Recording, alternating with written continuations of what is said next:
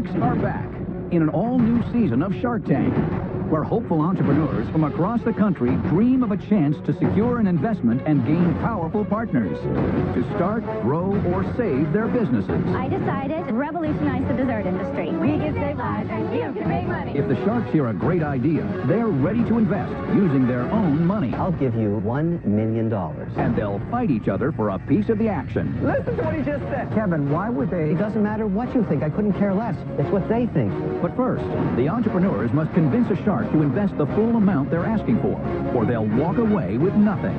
How can you come in here and say, I need to get clear on the numbers? I thought I had a good basic understanding. No, you of were it. terrible. It's sink All I see is problems. or We swim. had an order from a very high-ranking government official. How about President Obama? Wow. Who are the Sharks?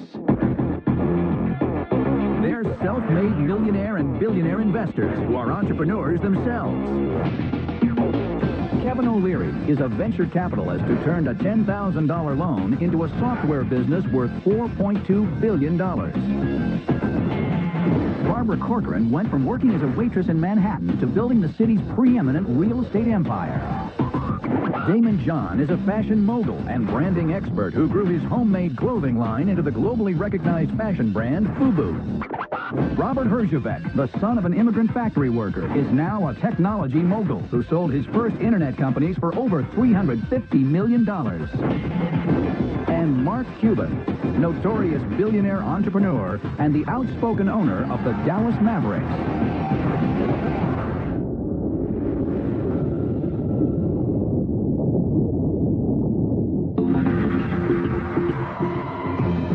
First up is Carmen Lindner, selling a delicious new twist on an old camping favorite.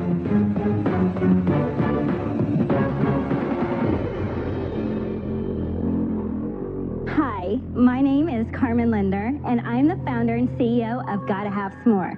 I'm here seeking an investment of $75,000 in exchange for 25% equity in my company. Quick show of hands here. Who likes s'mores? Me too. But you know what I don't like? Camping. So I decided to set out and revolutionize the dessert industry. I want to introduce you to the Smuffin. The Smuffin is a s'more in the shape of a mini muffin, and I promise you have never seen or tasted anything quite like this before. You don't have to take my word for it, because you get to try some right now. Barbara, I want you to remember something. A moment on the lips, a lifetime on the hips. Thank you. You're welcome. They sure look yummy, huh? They are yummy. So the middle one is dark chocolate. There's one that's chocolate with caramel, and another half that is Thank you. milk chocolate. Oh, that's a good one. Carmen, it's got to be 1,000,000 calories. It's not 1,000,000 calories. It's only 200 calories. But I'm not trying to market these as fat-free. And so now that you've tried your very first muffin, you know why my customers are constantly coming back saying, Carmen, I gotta have s'more. Okay, Carmen, what are your sales? My sales to date for 2.5 years are $250,000. And that's just within the local LA market. What do you think you're going to do this year? This year, my forecast is to do $165,000. How do you sell them, Carmen? 75% of my customers come direct to me online or they phone in. That's been my primary focus over the first 2 years. Do any stores carry them as well? So there are a few stores that carry them, local specialty, bakeries, wine stores. How much do you sell it for, and what does it cost you to make? Costs me to make $9.34 a dozen. I charge $29.95 a dozen. We deliver throughout Los Angeles, and just recently I was able to launch the national shipping. These are the boxes that I ship them in. You ship them frozen? Ship them frozen, 5 pounds of dry ice with a cooler. How much is that cost for shipping? Shipping cost alone is $54. Whoa. Which is that's a high, lot. but Stop the madness, Carmen. Let's walk through this. You've got a dozen little schmuffins or s'mores in there, and I have to pay $60 to get them to my honey bunny in New York. All right? That is like $10 a s'more. that's right in line with all my competitors.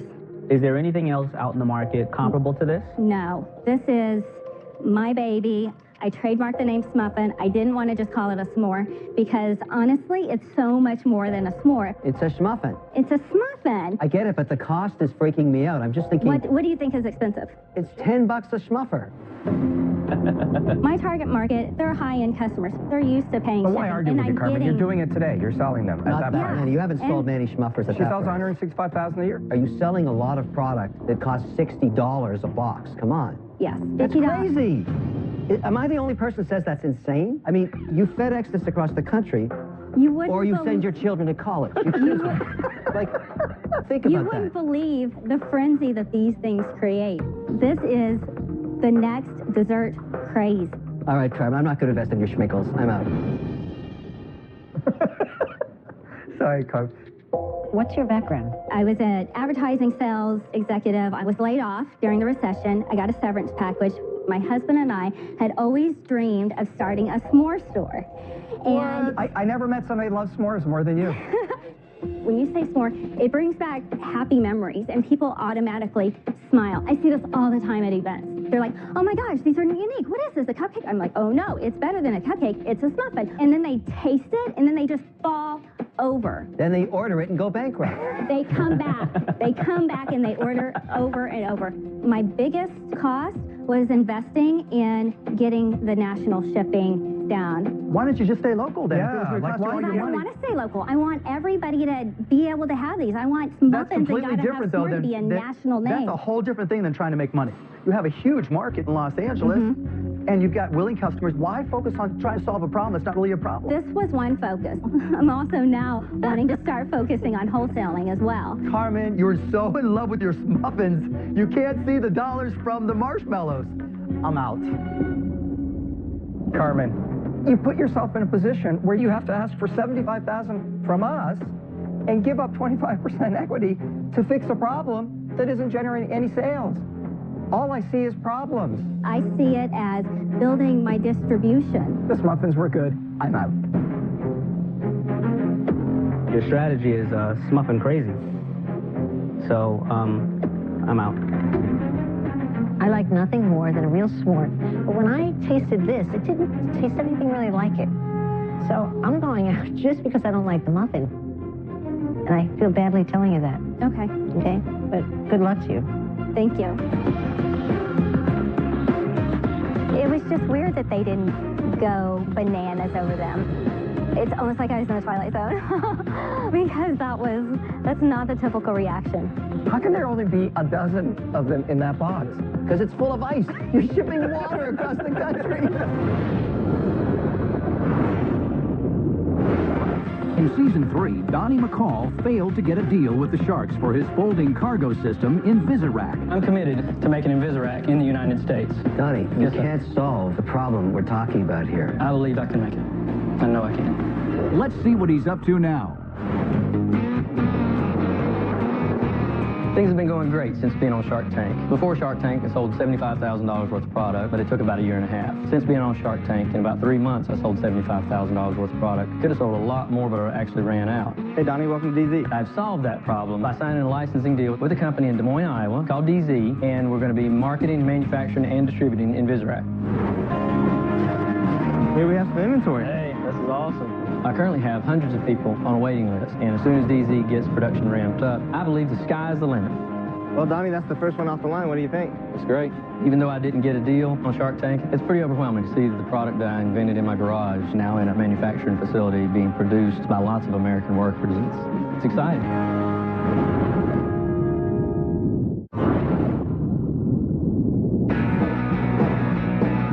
I'm Yen. And I'm Peter. We're brothers from Austin, Texas. And we started the sushi revolution. How do you roll? Great combination. You got it. Coming right up. I'm the CEO of the company. I deal with all the business stuff. And I'm the COO. I'm on the creative side, and I came up with the menu. Everything good? Yes? Well, we both grew up in the restaurant business. Our parents had several Chinese restaurants, so at the tender age of 8 and 9, we both started working in our parents' shop. The restaurant business is in our blood, it's in our veins. It's just what we know. What can I get for you, sir? I'd love to have that slammed salmon. Slam and salmon, you got it. Together, we've created a sushi experience that's never been done before. Can you add cucumber to that? The artichoke? We've allowed the customer to become the chef. So our customers get to choose everything, from the type of wrap they want to use, to the rice they want to use, the veggies, the proteins, the sauces, the toppings, and nobody is doing what we're doing today. Getting an investment from the Sharks is critical at this stage of where we are as a company. I believe our business model is going to be the next great thing in ethnic food. And with the Sharks investments, we're going to be able to explode this concept.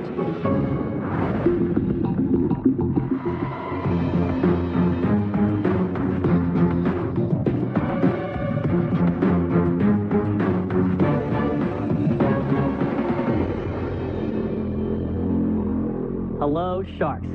My name is Yan Young. And I'm his younger brother, Peter Young. Our business is How Do You Roll? We are seeking $1 million for 12% of our company. How Do You Roll is a fast casual restaurant where you can get sushi rolls made to order just the way you like it. Before we came onto the scene, if you wanted sushi, you really only had two choices. Option number one was to go to a fancy sit-down sushi restaurant where you had to dress right, you had to smell right, you got to like techno music, and this can be fun occasionally if you want to spend more money than you actually have trying to impress people you really don't like. So that leaves you with your second option. You go down to the local grocery store, you get a pre-made roll made fresh daily, you just don't know which day of the week it was actually made. The quality is just subpar. And because of Jen's horrible experience, we started the sushi revolution 3 years ago with just one location in Austin, Texas. We've taken the same food quality you get at a high-end restaurant and paired it with the convenience of the grocery store. Unpretentious, good food in a fast casual environment. So we want you to experience this for yourself. So Barbara, we would like to actually invite you up so that you can create your own sushi roll. All right, Barbara, whenever you go to How Do You Roll, first thing you want to do is pick out what kind of wrap you like. We have seaweed wrap and we have soy wrap. I'll take the soy wrap. So, good choice. And what you get to do is pick out your protein. We have crab stick, chicken, salmon, tuna. I'll take the tuna. Okay, and we also have proprietary sauces. Okay, do you like spicy, sweet? A little spicy. A little spicy. Our best seller is the spicy mayo. I'll take and I'll it. go ahead and put that on there. You can have a seat and I'll bring that right out to you. Sharks, do not fear. We have food for you too. You're going to get to sample our other side of the menu, which is our featured rolls. He's making it right there. He's making it right now. Thank you, Ian. You bet. Damon, thank you. Enjoy. Thank you, sir. There you go. Good sushi. Fantastic. Thank you. Thank you. Hurry, hurry. Barbara, this is your custom roll. Here you How go. nice is this? Yeah. Very good. This is very good. So here's our question. Who wants to roll with us? Ian, how did you get started in this?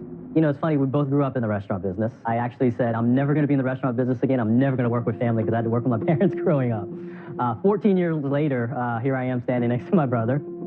Tell us about the economics of the business. Absolutely. So we started franchising 2.5 years ago. We have sold 40 total. We've gotten 15 of them open. 2 of them are corporate stores. So the first 2 stores are our own. We opened the first 2. Since then, we've been focusing on franchising. Got it. And the franchisees, how long has the longest one been open? One has been open for right at about a year. And how are they doing? What are the economics of their business? So far, so good, knock on wood. Are they profitable? They are. What's the average bill in a sit-down restaurant? Roughly, it's around $10 to $12. Sushi's good? Let's talk money. Yeah, You're offering me 12% of the corporate entity correct. that owns all the franchise flows for $1 million. That is correct. So what is this year's cash flow going to look like? Just on royalties, it's $250,000 a year. Wow. What are your sales in the corporate store? One is running 600-something thousand, and the other one is running 400,000. I would like to ask, I'm going to buy a franchise. Tell me what I have to pay you. Okay, so the all-in cost of the franchise, including the $20,000 in franchise fee, the building out of the stores, buying the equipment, $270,000, $300,000 all in. So now they're in business, but what happens after that? You get a percentage of what they sell. That is correct. What's your royalty rate? Our royalty rate is 7%. What are the compliance systems you have to make sure you're getting paid? We suck it right out of their checking account every week. So you mean, in other words, they have to set up a corporate That is account? correct. Guys, let me jump first.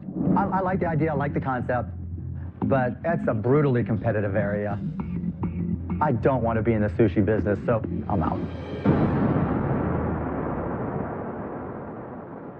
I'm looking at it from a different perspective. I believe it's very well managed. I think your presentation is excellent. And you have the right combinations, a chef guy with the finance guy. That's perfect. The valuation is rich. It is probably a little bit high. We have had a letter of intent sent to us to buy 75% of the company. And that valuation came in at 6.6. Ah. Are you going to do that deal? I don't think so. I don't think you Yeah, should. the reason why is because, number one, I don't want to lose that much of the company. Really, honestly, with the opening of 4 or 5 more stores, our royalties will get us to Where's your profitability. geography right now? Are they all in Texas? No, they are in California, Marina Del Rey. We have one in Phoenix, Arizona, Tucson, Arizona. I got to tell you, man, you started a business a few years ago, and someone's offering you $6.6 million in cash, be a multimillionaire overnight, and you're just talking about turning it down like that. Power to you, because I got to tell you, first time somebody offered me $1 million, it took me weeks to say no. I wanted to grab that check and run. Okay, so guys, the profit that you make in food is in appetizers, liquor and or beverages, and desserts. There's no money in this, and you're selling fish, fresh fish. I think that the margin's going to be too low. I'm out. Okay. Great presentation. More importantly, great food. I can't help you with the operation.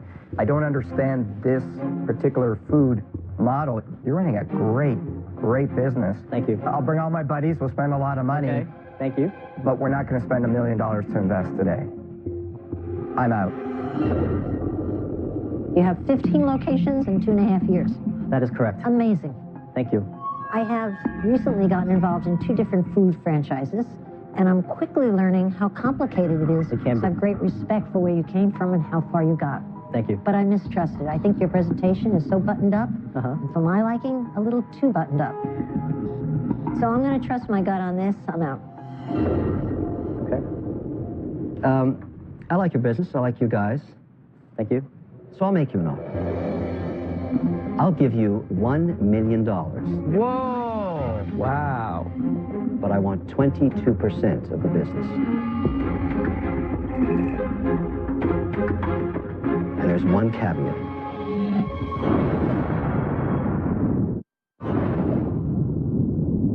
Four sharks are out, and Peter and Yen have an offer on the table. I'll give you $1 million. Whoa! Wow. But I want 22% of the business. There's one caveat. I want a monthly distribution prorated to the owners. In other words, the partners, obviously you are the majors, we get a check every month from the free cash that's coming from franchisees. Percentage we can negotiate in the future. That's the only request I have, and you get $1 million. So you're giving them a value of $5 million on the business. Less than. Less than $5 million. And on top of that, he's getting a check every month. Well, guys, I want to tell you something. I bring a lot of value to the table here. I know this space. Not sushi rolling, but franchise and economics of investing in this. I'll force some disciplines on you that you'll thank me for 5 years from now. Can you elaborate a little bit about what disciplines you might be alluding to? All I'm saying is the only covenant I'm putting in place is to make you more money monthly. I am going to sit down with you and negotiate what portion of the free cash flow that comes from the royalty stream goes into your pocket every month. So it goes into you guys Listen to what he just said. It goes into you collectively. Listen to what he just said. It goes into you collectively. No, listen to what he just said. He said, not only is going to undervalue your valuation versus the offer you. On top of that, he's taking cash out of the business up front. Mark didn't think of But this he's taking structure. cash out with you. That's correct. It was so prorated. But Kevin, why would they have a firm offer for their business at 6.6, and in their wildest sake-instilled Robert, nightmare, here's what's great about it. It actually $5 doesn't matter what you think. I couldn't care less. It's what they think that matters. I made you an offer. It's very simple. I'll be your partner. I'm willing to give you $1 million for 22% of the company. It's your vision. You still control it. You don't have to give up control. I don't want control. I just want a return on my investment. Is that too much to ask? I don't think so. Are you willing to come down on your equity portion to 15%? I would meet you in the middle. Okay. So you do it at 20%, roughly? Are you not curious as to how much he wants to take out of that business monthly? He has to have some number in his head. No, I don't. To leave that open-ended? Because you are actually getting the lion's share of what comes out.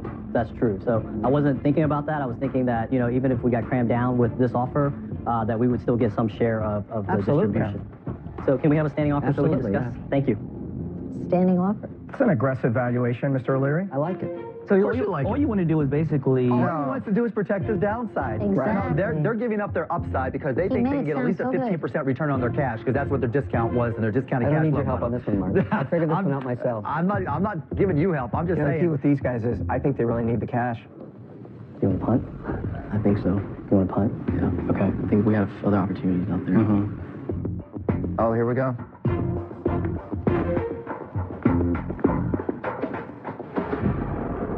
Before we answer, we just have a quick question. How are you going to help us with the real estate side, which has become very problematic for us? There is no easy answer to that. Even when you have 400 locations, every new one is a paramount fight. There's no question about it. Right. Those are individual negotiations every single time. Now, you don't have a person doing your real estate right now, do you? That is correct. I am doing it. Yeah, but you can't afford one until you're past 50 locations. You just can't. You're going to have to do it. Okay. That's the answer. That's fair, yeah. Because you're still too small. Right. You're going to reduce your risk in some ways by growing a little slower, I think, whether you take me on or not as a partner. Right. If I were you, I'd take me on. Okay. Peter, what do you want to do?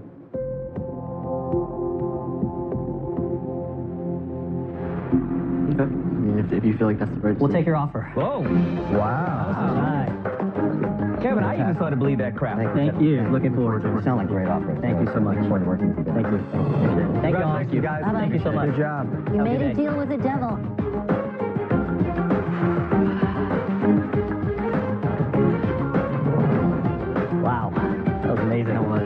We took Kevin's deal of $1 million because ultimately we felt like the strategic alliance with Kevin was going to far outweigh the other dollars.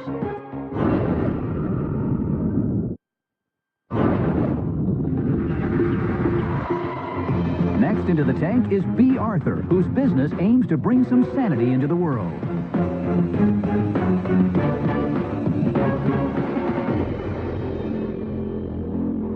Hello, sharks. My name is B. Arthur, and yes, that is my real name. And I am the founder and CEO of Pretty Padded Room.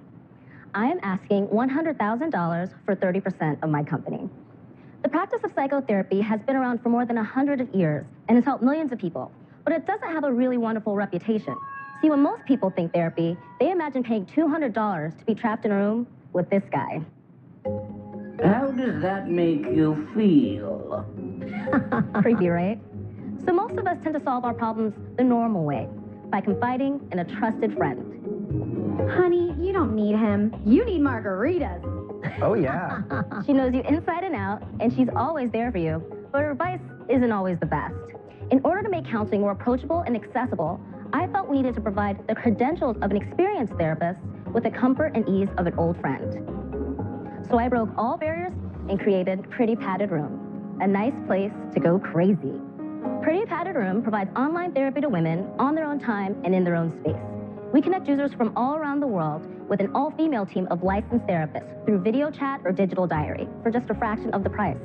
As you can see, Pretty Padded Room has transformed traditional therapy, completely redefined the approach, and is now poised to dominate in this very important space.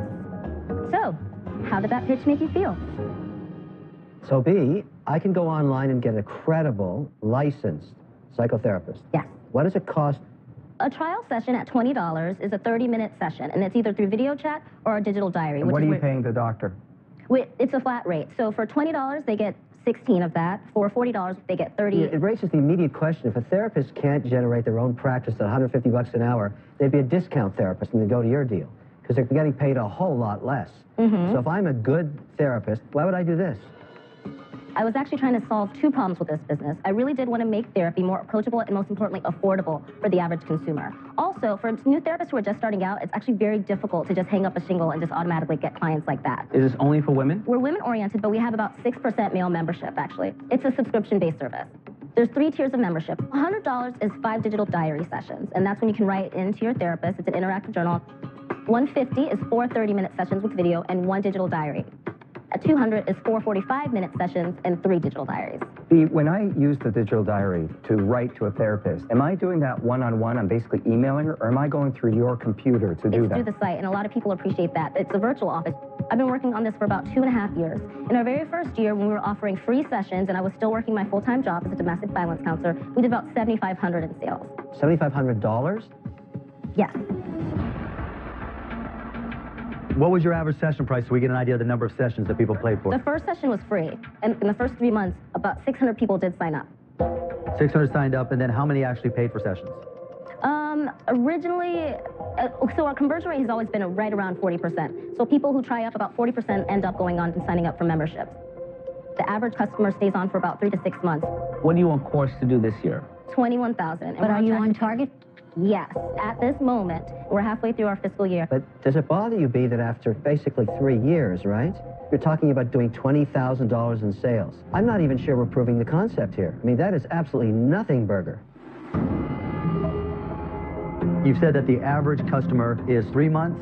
3 to 6 months. So what's the lifetime revenue value of the customers that you've had so far? Do you know? The lifetime revenue. So in other words, the average customer is online for 3 months. How much revenue are you typically collecting from that 3-month customer? Between $300 and $500. So your average... $300 and $600. I'm sorry? $300 and $600, I'm sorry. Okay, so that's a big range, so it's hard to get a feel. See, something's not adding up for me. You have 600 people come into a session in the first year.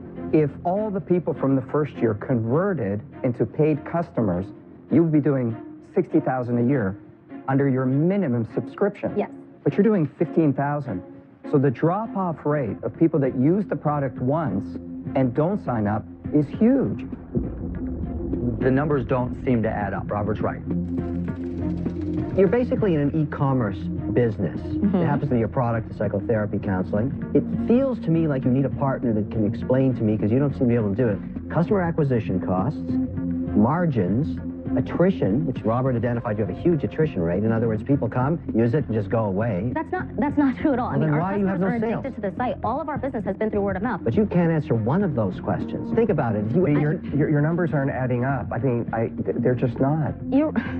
I am a non-tech entrepreneur. My That's your answer? Non-tech is a whole lot different than non-numbers. I understand that. I'm building this.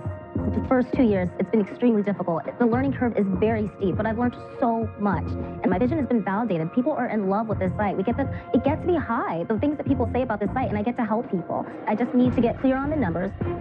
You just said it right there. How can you come in here and say, I need to get clear on the numbers? I thought I had a good basic understanding. No, you were of it. terrible. Terrible. Here's my spin. You have a great thing here, I think is creative in a fresh way. I think it even has a noble purpose. Right. But you did a terrible job fumbling through the numbers. But I have good news for you. I'm terrible at numbers. And I'm rich. All you really need here is to find the smartest finance person you know who has an understanding of technology and make them your partner. You do that, I have no doubt in my mind you're going to have a great business. But I'm sure not going to invest in you today with that giant question mark over the numbers. I'm sad to say I'm out. Oh, I kind of felt like, okay. Barbara is wrong. There are key metrics to every business that you have to know. You can't subcontract that. No matter if you hire an accountant or not, there are key numbers in your business. When you have ignorance, you're not defensible. You can't fight back when you're ignorant about your numbers. I'm out. B, your vision's in place. You've gotten all the accolades of people who like your site. You've got to learn the language of business. Otherwise, you got no shot. And you've got an opportunity here. Don't blow it. But I'm out. So, B, you obviously are doing what you love and you have a passion. But it's scary, the problem you're having with numbers here. These numbers do not add up. I'm out. Well, thank you. I do appreciate that. I think what's appropriate is a very simple story that I think you'll appreciate. There's an island right off the coast of South Africa where the largest population of sardines exists. Seals love sardines. Hundreds of thousands of them sit on an island, just bare rock, nothing to eat. They look at the sardines. After about 7 days, they start to starve. But they know if they go in the water, the great white sharks will eat them alive. Somebody has to go in the water from the seals to sacrifice their lives so that the others can live eating the sardines. It's the one that's starving the most that goes in first, followed by maybe a few thousand more. The ones that sacrificed their lives did it for a purpose, so the DNA of the ones that live can go on. So, B, do you know who you are in this story? You're the first seal that goes in the water. The purpose was that others will never come in here again without their numbers. They will learn from the blood in the waters that you've provided. I'm out. Good luck. Thank you. Thank you very much. Don't go swimming. Let that be a lesson. She's smart. She'll figure it out. I'm here representing my business, and I really, really resent having anybody call my business or my project or anything that I've worked this hard on horrible. It isn't.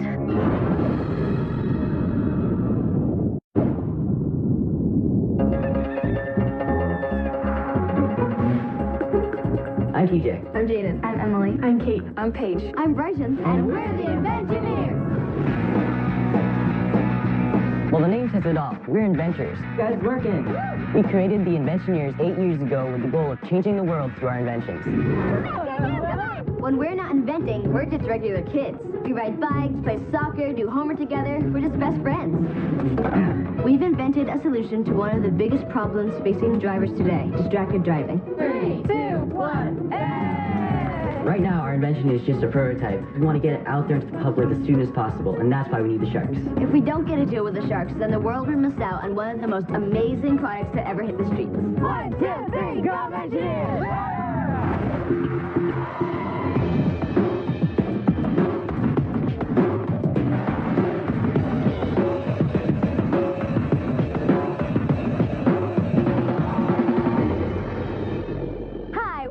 Engineers! My name is Bryson. I'm here with TJ, Paige, Jaden, Emily, and Kate.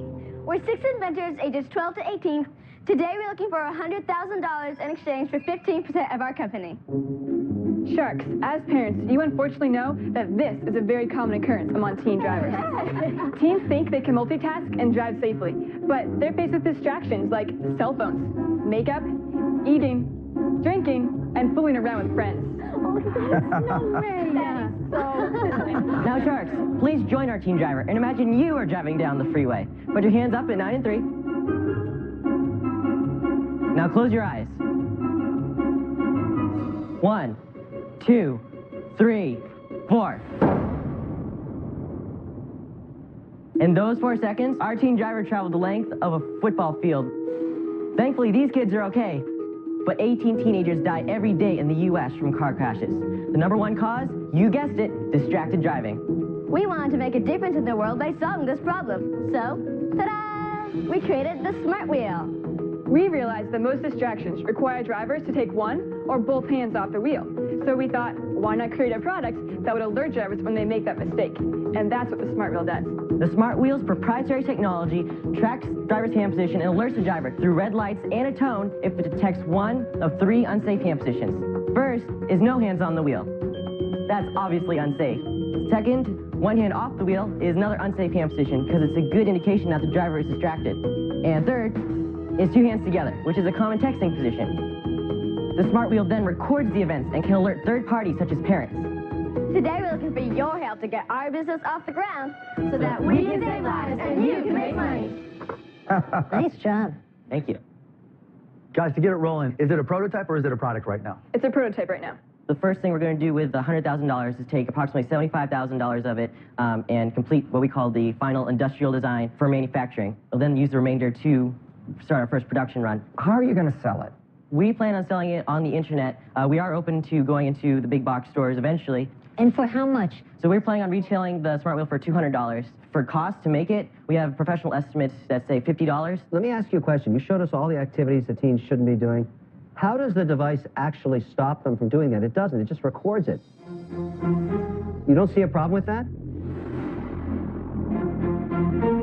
And let me suggest a modification. Let's say they're sitting there, they take a hand off the wheel, they get a 120-volt shot. Maybe that's going to work. But it's not stopping anybody from doing all of these bad things. It's just recording the event.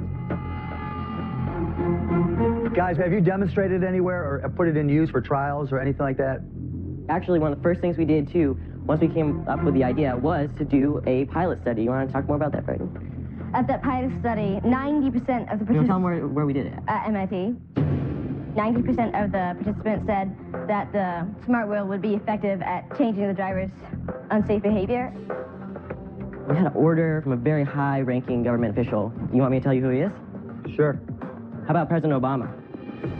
We actually were invited to the White House to present to him, and he loved the Smart Wheel so much that he wants one for his daughters when they're old enough to drive. Wow. I would love to be part of this. But honestly, the challenge is that I know absolutely nothing about this space. I know manufacturing, but I don't know electronic manufacturing. I can't offer you any value. I'm out.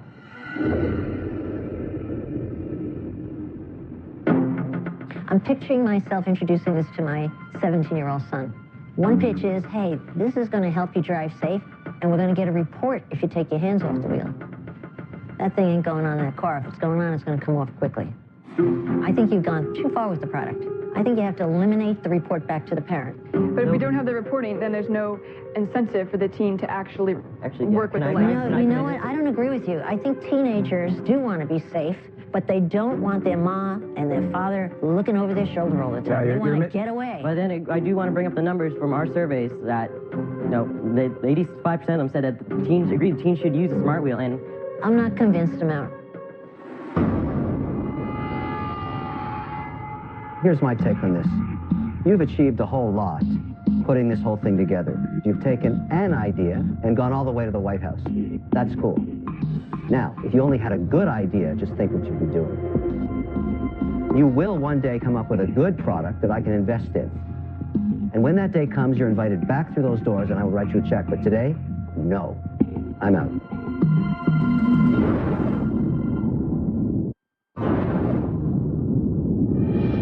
Three sharks are out. To get a deal, the Inventioneers need an offer from Robert or Mark. Here's where I'm at. I love cars. I race cars. I know all the car company guys. And most importantly, I have a 16-year-old daughter just started to drive. I can't believe this isn't an option within an existing car. Where I'm struggling a little bit is, I think you're missing the business that you're in.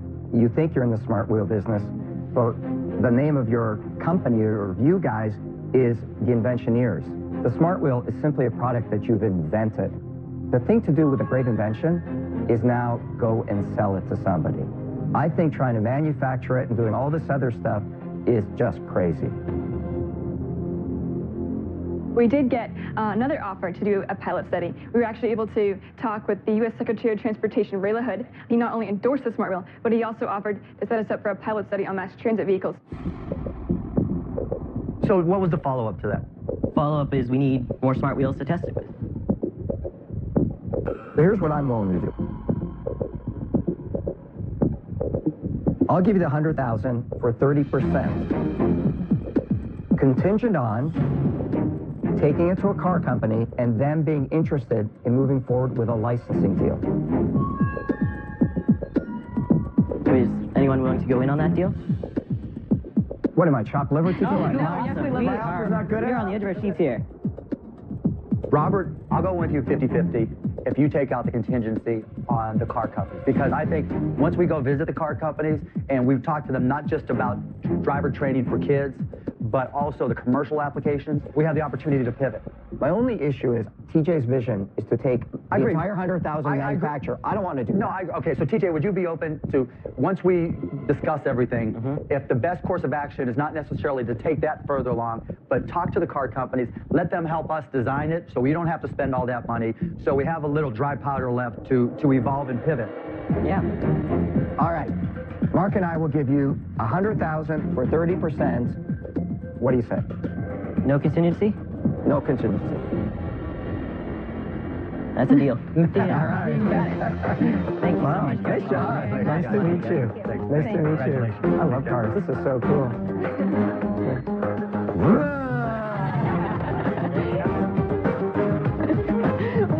Oh, yeah. We're investing in these kids. They're super smart. They're going to do smart things. They're going to figure it out. I agree with you. They're fantastic. But I have to also tell you, I love the product. James crying. Oh my goodness, I can't believe that actually happened.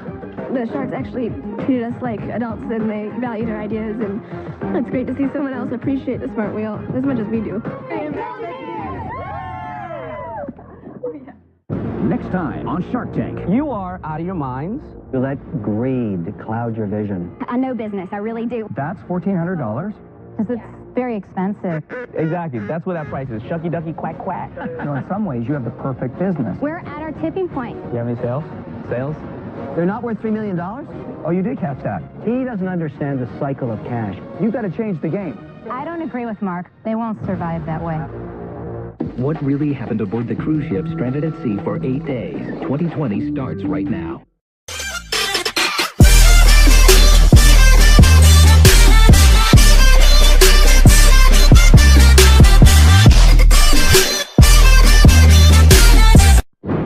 The Sharks are back in an all-new season of Shark Tank, where hopeful entrepreneurs from across the country dream of a chance to secure an investment and gain powerful partners to start, grow, or save their businesses. I decided to revolutionize the dessert industry. We can save lives and you can make money. If the Sharks hear a great idea, they're ready to invest using their own money. I'll give you $1 million. And they'll fight each other for a piece of the action. Listen to what he just said. Kevin, why would they? It doesn't matter what you think. I couldn't care less. It's what they think. But first, the entrepreneurs must convince a shark to invest the full amount they're asking for, or they'll walk away with nothing. How can you come in here and say, I need to get clear on the numbers? I thought I had a good basic understanding. No, you were of it. terrible. It's sink All I see is problems. or swim. We had an order from a very high-ranking government official. How about President Obama? Wow. Who are the sharks? They're self-made millionaire and billionaire investors who are entrepreneurs themselves. Kevin O'Leary is a venture capitalist who turned a $10,000 loan into a software business worth $4.2 billion. Barbara Corcoran went from working as a waitress in Manhattan to building the city's preeminent real estate empire. Damon John is a fashion mogul and branding expert who grew his homemade clothing line into the globally recognized fashion brand FUBU. Robert Herjavec, the son of an immigrant factory worker, is now a technology mogul who sold his first internet companies for over $350 million. And Mark Cuban, notorious billionaire entrepreneur and the outspoken owner of the Dallas Mavericks.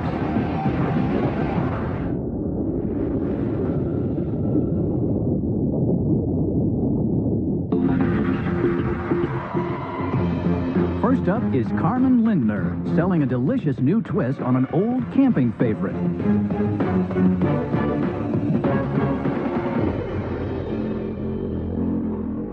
Hi, my name is Carmen Lindner, and I'm the founder and CEO of Gotta Have S'more. I'm here seeking an investment of $75,000 in exchange for 25% equity in my company. Quick show of hands here. Who likes s'mores? Me too. But you know what I don't like? Camping. So I decided to set out and revolutionize the dessert industry. I want to introduce you to the Smuffin. The Smuffin is a s'more in the shape of a mini muffin, and I promise you have never seen or tasted anything quite like this before. You don't have to take my word for it, because you get to try some right now. Barbara, I want you to remember something. A moment on the lips, a lifetime on the hips. Thank you. You're welcome. They sure look yummy, huh? They are yummy. So the middle one is dark chocolate. There's one that's chocolate with caramel, and another half that is Thank you. milk chocolate. Oh, that's a good one. Carmen, it's got to be 1,000,000 calories. It's not 1,000,000 calories. It's only 200 calories. But I'm not trying to market these as fat-free. And so now that you've tried your very first muffin, you know why my customers are constantly coming back saying, Carmen, I gotta have s'more. Okay, Carmen, what are your sales? My sales to date for 2.5 years are $250,000. And that's just within the local LA market. What do you think you're going to do this year? This year, my forecast is to do $165,000. How do you sell them, Carmen? 75% of my customers come direct to me online or they phone in. That's been my primary focus over the first 2 years. Do any stores carry them as well? So there are a few stores that carry them. Local specialty, bakeries, wine stores. How much do you sell it for, and what does it cost you to make? Costs me to make $9.34 a dozen. I charge $29.95 a dozen. We deliver throughout Los Angeles, and just recently I was able to launch the national shipping. These are the boxes that I ship them in. You ship them frozen? Ship them frozen, 5 pounds of dry ice with a cooler. How much is that cost for shipping? Shipping cost alone is $54. Whoa! Which is That's a high, lot. but... Stop the madness, Carmen. Let's walk through this. You've got a dozen little schmuffins or s'mores in there, and I have to pay $60 to get them to my honey bunny in New York. All right? Mm-hmm. That is like $10 a s'more. That's right in line with all my competitors. Is there anything else out in the market comparable to this? No, this is my baby. I trademarked the name Smuffin. I didn't want to just call it a s'more because honestly, it's so much more than a s'more. It's a schmuffin. It's a Smuffin. I get it, but the cost is freaking me out. I'm just thinking... What do you think is expensive? It's $10 a schmuffer. My target market, they're high-end customers. They're used to paying But why shipping, argue and with you, I'm Carmen? getting... You're doing it today. You're selling them at Not that that price. many. You haven't sold many schmuffers at She that sells price. $165,000 a year. Are you selling a lot of product that costs $60 a box? Come on. Yes, That's $50. crazy. Am I the only person that says that's insane? I mean, you FedEx this across the country, You wouldn't or you believe... send your children to college. Like, think You about wouldn't that. believe the frenzy that these things create. This is the next dessert craze. All right, Carmen, I'm not going to invest in your schmickles. I'm out. Sorry, Carmen. What's your background? I was an advertising sales executive. I was laid off during the recession. I got a severance package. My husband and I had always dreamed of starting a s'more store. And I never met somebody who loves s'mores more than you. when you say s'more, it brings back happy memories, and people automatically smile. I see this all the time at events. They're like, oh my gosh, these are unique. What is this, a cupcake? I'm like, oh no, it's better than a cupcake. It's a muffin. And then they taste it, and then they just fall over. Then they order it and go bankrupt. They come back. They come back and they order over and over. My biggest cost was investing in getting the national shipping down. Why don't you just stay local then? Yeah, like why I don't want to stay local. I want everybody to be able to have these. I want That's muffins and completely Gotta different, Have though. S'more to be a national name. That's a whole different thing than trying to make money. You have a huge market in Los Angeles, and you've got willing customers. Why focus on trying to solve a problem that's not really a problem? This was one focus. I'm also now wanting to start focusing on wholesaling as well. Carmen, you're so in love with your muffins, you can't see the dollars from the marshmallows. I'm out. Carmen, you put yourself in a position where you have to ask for $75,000 from us and give up 25% equity to fix a problem that isn't generating any sales. All I see is problems. I see it as building my distribution. This muffins were good. I'm out.